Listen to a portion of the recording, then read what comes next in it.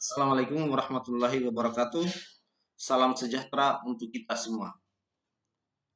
Terima kasih atas kesempatan yang diberikan kepada kami kelompok 1, masing-masing atas nama Syahrir, Sudirman, Jumardin, Marjuni, Laudesadi, saya sendiri, dan Nur Hidayat. Pada kesempatan ini, kami dari kelompok 1 akan memaparkan tugas mata kuliah politik hukum mengenai Piagam Jakarta, General Agreement, kelompok Islam, dan nasionalis sekunder. Sebelum dijatuhkannya bom atom di Hiroshima pada tanggal 6 Agustus 1945 dan di Nagasaki pada tanggal 9 Agustus 1945 oleh sekutu. Saat itu di Jakarta, para pemimpin bangsa ini telah mempersiapkan diri untuk menyongsong kemerdekaan. Pada saat itu dibentuk Badan Penyelidik Usaha-Usaha Persiapan Kemerdekaan Indonesia atau yang kita kenal dengan BPUPKI yang beranggotakan 62 orang diketuai oleh Dr. Rajiman Medio Diningrat. Sejak saat itu terdapat dua kubu yang berbeda tentang dasar negara Republik Indonesia, yakni kubu Islam berasaskan syariat Islam dan kubu nasionalis berbasis sekularisme yang bebas dari pengaruh agama. Pada tanggal 1 Juni tahun 1945 oleh Bung Karno dilakukan sidang dan berhasil mencapai kompromi antara dua kubu yang saling berlawanan tersebut.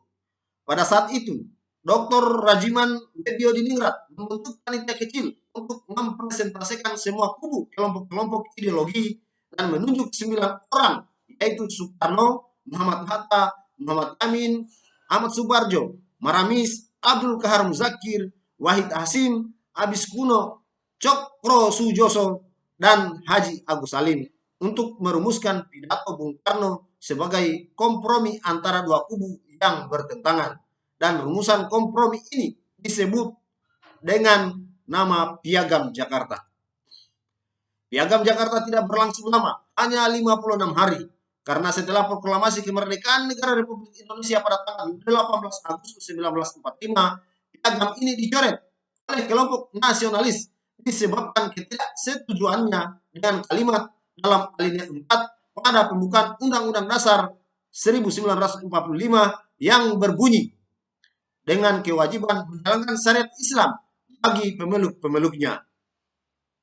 Pada proklamasi kemerdekaan tanggal 17 Agustus 1945 yang diakui oleh Muhammad Hatta dalam memoarnya bahwa sebenarnya rencana yang disepakati dalam rapat PPKI seharusnya pernyataan yang dibacakan pada saat proklamasi adalah naskah Piagam Jakarta. Menurut Abdul Qadir Jalani, dalam peristiwa tersebut, Piagam Jakarta sengaja disingkirkan oleh kalangan nasionalis sekuler agar tidak jadi dibacakan sebagai naskah proklamasi kemerdekaan negara Republik Indonesia. Karena jika Piagam Jakarta dijadikan teks proklamasi sesuai keputusan Pleno BPUPKI tanggal 14 Juli 1945, maka secara historis yuridis negara Indonesia terikat dengan Piagam Jakarta tersebut. Piagam Jakarta adalah jalan tengah yang dipilih oleh pendiri bangsa atau founding fathers negara ini terhadap dua aliran besar yang berakar dalam sejarah negara Republik Indonesia. Seperti dituturkan oleh Muhammad Rum, yaitu kelompok nasionalis bukan berarti bahwa mereka anti-Islam dan tidak beragama Islam. Dan kelompok Islamis tidak berarti tidak berjiwa kebangsaan. Kedua kelompok adalah sama-sama bersemangat nasionalis dan umumnya beragama Islam. Tetapi kelompok nasionalis lebih tertarik untuk menjadikan kebangsaan sebagai dasar negara daripada Islam. Faktor yang membuat kelompok nasionalis berpikir demikian, salah satunya adalah pengetahuan mereka yang minim tentang Islam, politik, dan informasi yang bias yang mereka terima melalui literatur berbahasa Belanda dan Eropa yang tidak diimbangi dengan literatur Islam. Seperti dituturkan oleh Muhammad Rum, yaitu kelompok nasionalis bukan berarti bahwa mereka anti-Islam dan tidak beragama Islam. Dan kelompok Islamis tidak berarti bahwa tidak berjiwa kebangsaan. Kedua kelompok itu adalah sama-sama bersemangat nasionalis dan umumnya beragama Islam. Tetapi kelompok nasionalis lebih tertarik untuk menjadikan dasar negara kita sebagai dasar negara daripada Islam.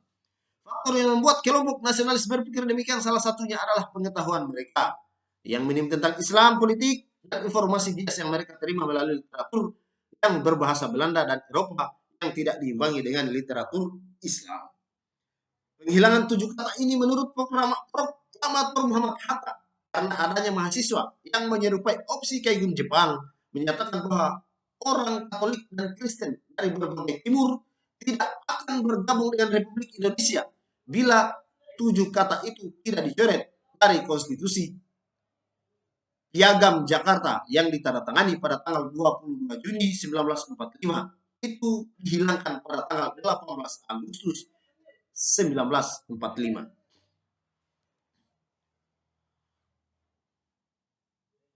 Penghapusan 7 kata dalam Piagam Jakarta menimbulkan kejanggalan dan kecurigaan. Di antaranya, dalam sidang BPU PKI, pihak Kristen diwakili oleh A. Maramis, yakni tokoh Manado, Sulawesi Utara, dan Johannes Latu Harhari, atau tokoh Saparwa Ambon, di mana dalam pembuatan Piagam Jakarta, pihak Kristen sudah diajak untuk merumuskan Piagam Jakarta.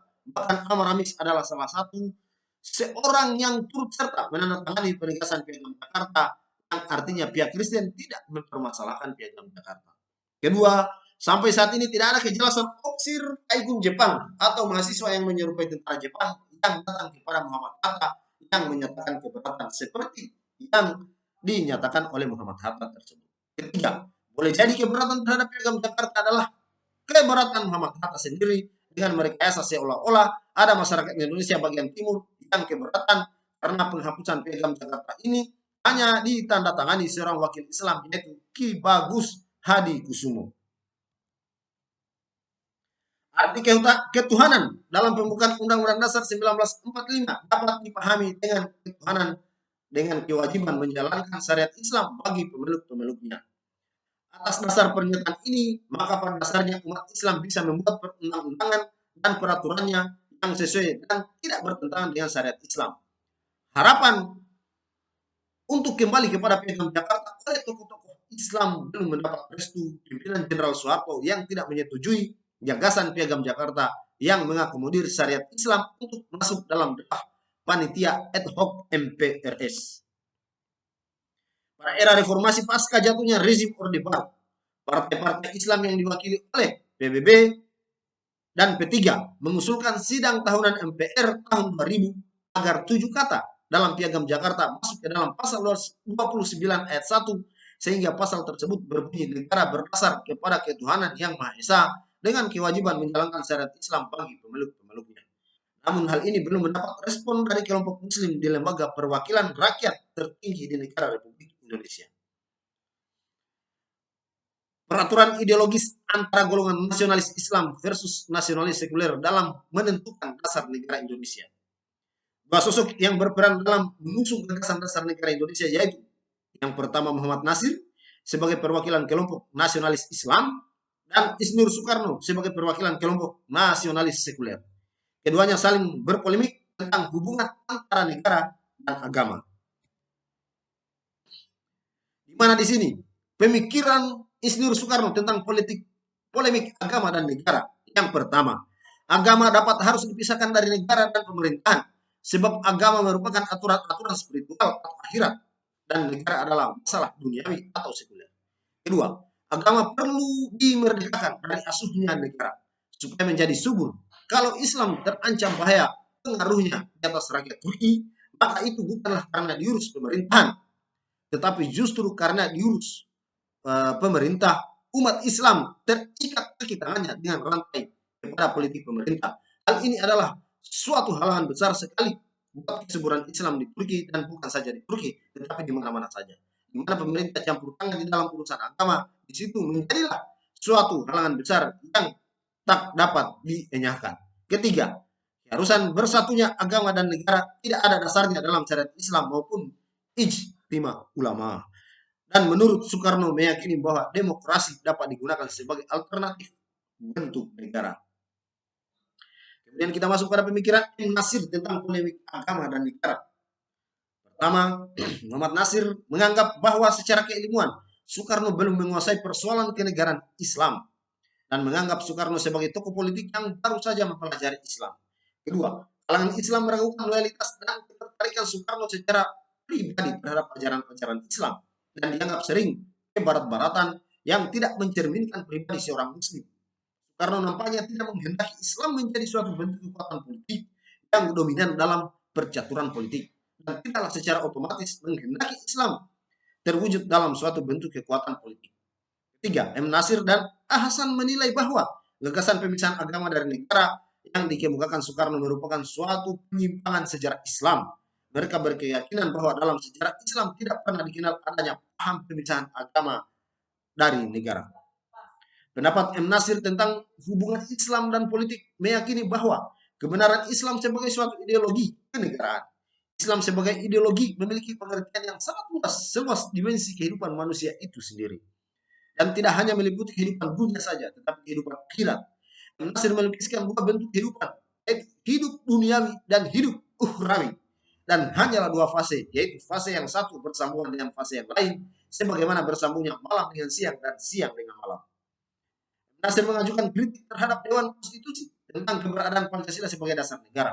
Ia berpendapat Pancasila hakikatnya merupakan gagasan yang bersumber dari hasil pengkalian manusia yang tidak bersumber kepada agama. Dan jika ada sila ketuhanan, sumbernya adalah sekuler tanpa agama. M. Nasir menyebut Pancasila sebagai nilai hampa karena penggalian Pancasila tidak sesuai dengan realitas nilai-nilai dalam kehidupan masyarakat Indonesia. Dan menurutnya dasar negara haruslah sesuatu yang sudah mengakar di masyarakat Indonesia. Dan realitas sejarah membuktikan bahwa Islam sebagai agama mempunyai sumber yang jelas dari wahyu. Sedangkan Pancasila mempunyai banyak tafsiran tergantung pada pandangan fisiologis seseorang. Demikian yang dapat kami paparkan, lebih kurangnya mohon dimaafkan. Sekian dan terima kasih.